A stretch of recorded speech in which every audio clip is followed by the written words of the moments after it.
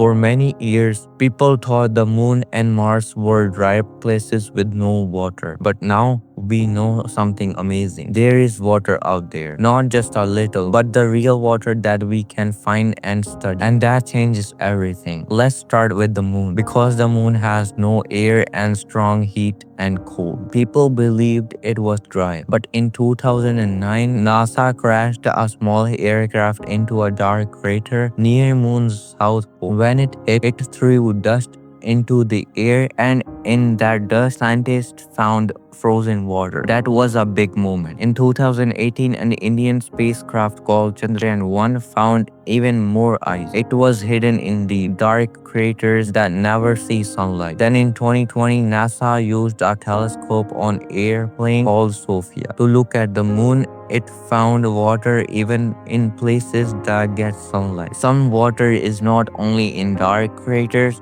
it might be all over the moon, but it's not like lakes and rivers. Most of it's tiny water or hidden as ice. Still, this is really important. If astronauts can collect that water, they can drink it, grow food, or even make fuel. It could help humans live and work on the moon. Now let's talk about Mars. Scientists have always thought that Mars had water a long time ago. We can see old rivers, paths, and dry lakes bed on its surface. But is there still water now? In 2008, NASA's Phoenix lander dug into the ground on Mars. It found ice just under the surface. When it hit air, the ice turned into gas, proof that frozen water was there. In 2015, scientists saw dark lines on hills that looked like salty water moving during warm season. But later, there wasn't sure if it was really water. Maybe it was just dry salt, so the search kept going. Then in 2018, the Europe spacecraft called Mars Express found something exciting. It used radar to look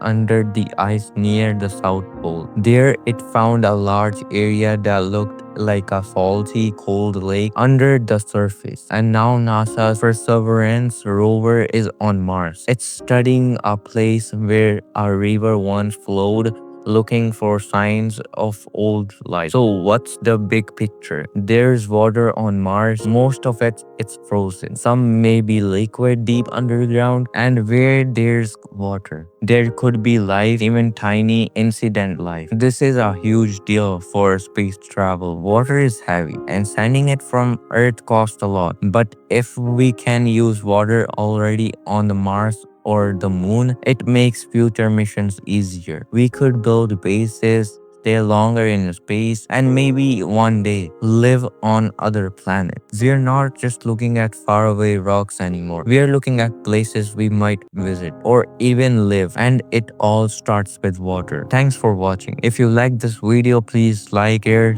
and subscribe for more simple space stories.